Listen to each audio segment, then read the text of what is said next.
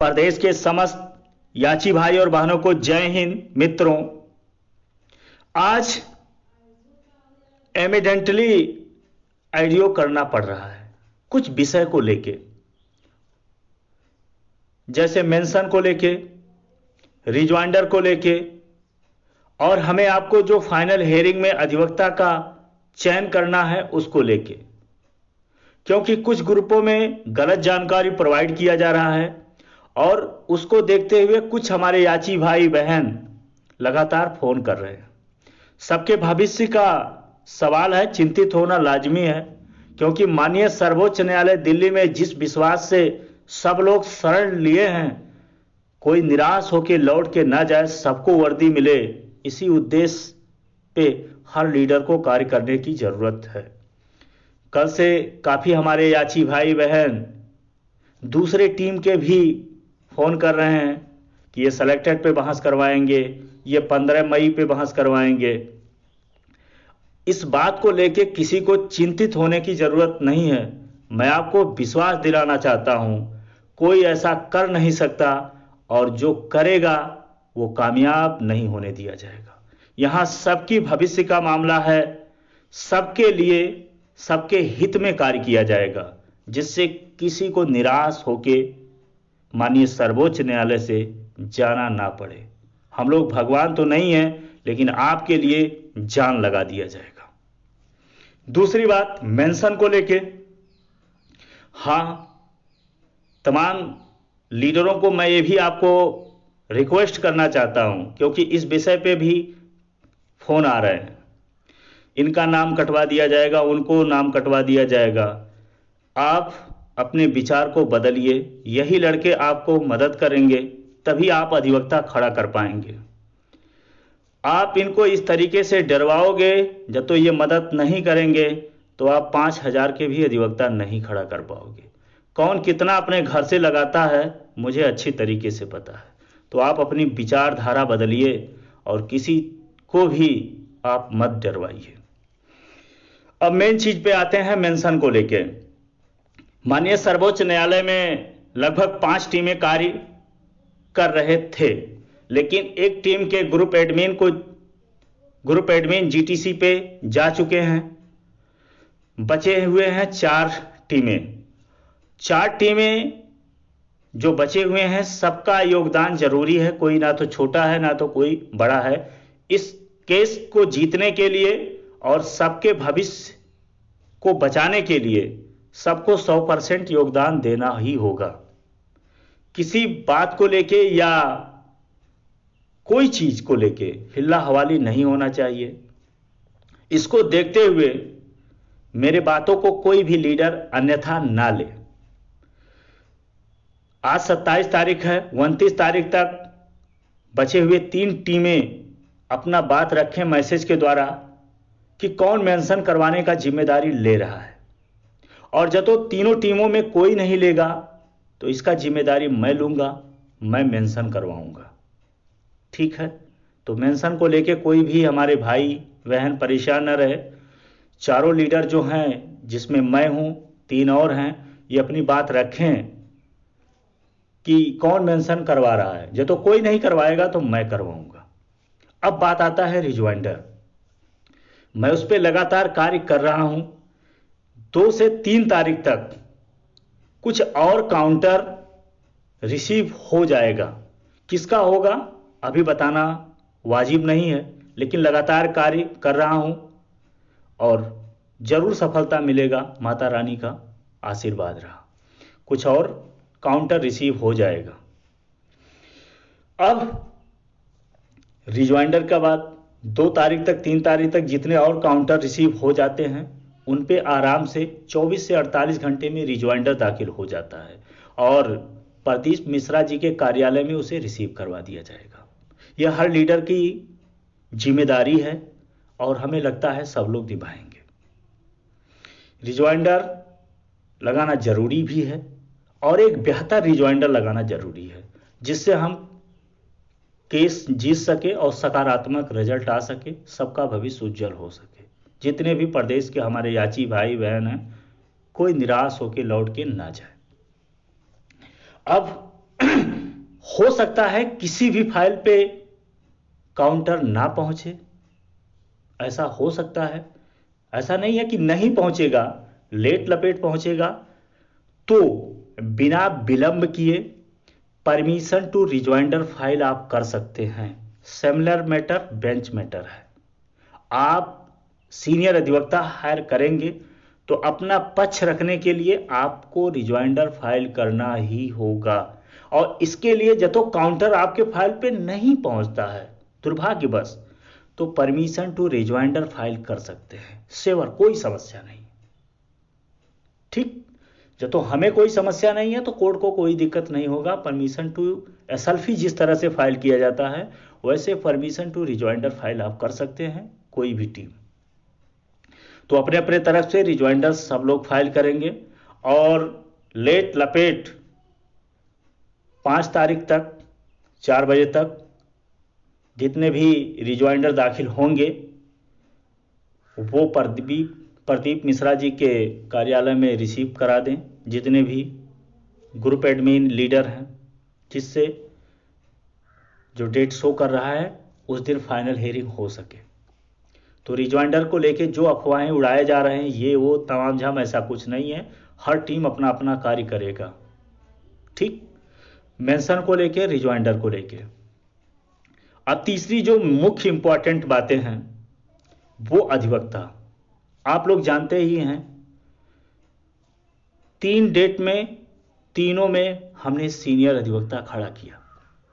पहले में रंजीत कुमार, दूसरे में जब टैग नोटिस नहीं, नोटिस हमने करवाया था 22,797 में नोटिस करवाया गया था, जिसमें मखीजा मैडम का विशेष योगदान था।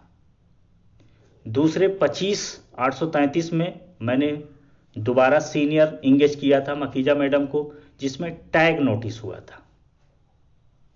अब कुछ लोग इसमें जी रहे हैं कि मखीजा मैडम और हमारे एवार बराबर हैं। ये है मित्रों, एवार बनने के लिए सुप्रीम कोर्ट में एक परीक्षा का क्वालिफाई करना पड़ता है और एक सीनियर बनने के लिए तमाम कड़ी मेहनत करना पड़ता है, तमाम केस को जीतना पड़ता है, तब जाके एक सीनियर अधिवक्ता का चयन होता है। पहली चीजें हैं, सीनियर अधिवक्ता कभी केस को टैग नहीं कराते हैं, नोटिस कराते हैं और बहस करते हैं। वो अपनी बेइज्जती नहीं कराते।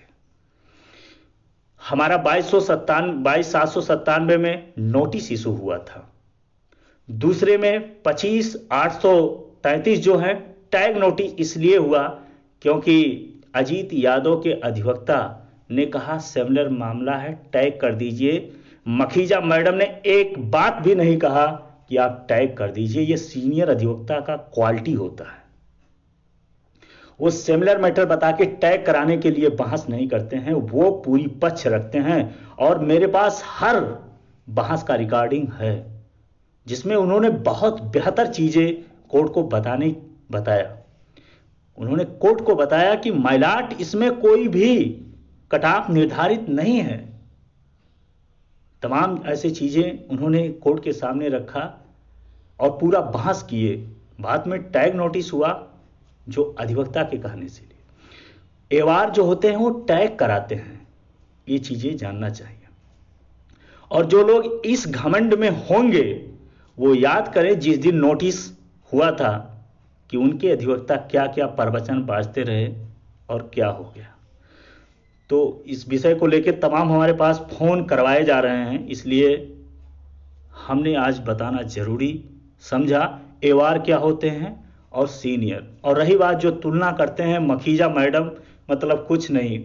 मखीजा मैडम जिस तरीके से 2013 भर्ती में अकेले अपने बूते पे तमाम ऐसे अभ्यर्थियों को वर्दी दिलाई है, तो उनको जब तो बेसिक नॉलेज नहीं है तो सारी चीज़ें जान लें, तब किसी भी अधिवक्ता पे टीपा टपड़ी करें। अब मेन चीज़ें आता है अधिवक्ता का चयन।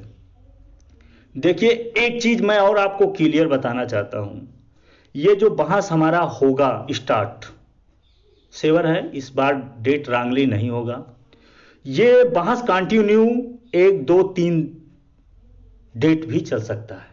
जैसे आपका सपोज दैट 8 तारीख को स्टार्ट हो गया तो 10 तारीख को भी डेट लग सकता है दोबारा, तिबारा आपको 12 तारीख को लग सकता है। तो इस चीज पे हर लीडर को तैयार होना पड़ेगा आगे बैकअप के लिए। आगे आपके पास पैसा रहना जरूरी है कि आपका आज 8 तारीख को बहस हुआ, फिर कल डेट लग गया तो ये हाई कोर्ट नहीं है कि आप एक बार पैसा दे दिए तो आपका पूरा केस का जिम्मा हो गया। कल भी आपको अधिवक्ता खड़ा करना होगा, कल भी आपको पैसा देना होगा।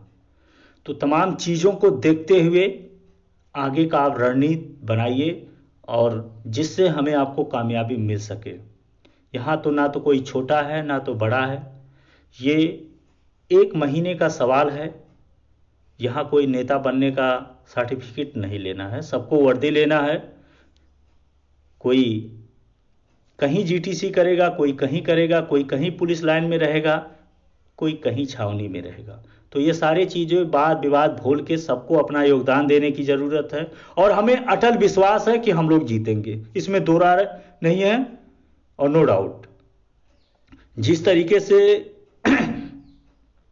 हम लोगों के पास डॉक्यूमेंट है और अभी भी लगातार जुटाया जा रहा है, एक बेहतर रिजॉइंडर हम लोग फाइल करके और बेहतर तरीके से हम अपने एवार को सारी समस्या को बताते हुए सीनियर अधिवक्ता को इंगेज करके अपना पक्ष जब रखवाने में कामयाब हुए तो 100% हमें आपको जीत मिलेगा और सकारात्मक रिजल्ट मिलेगा जिससे सबको भविष्य उज्जवल होगा।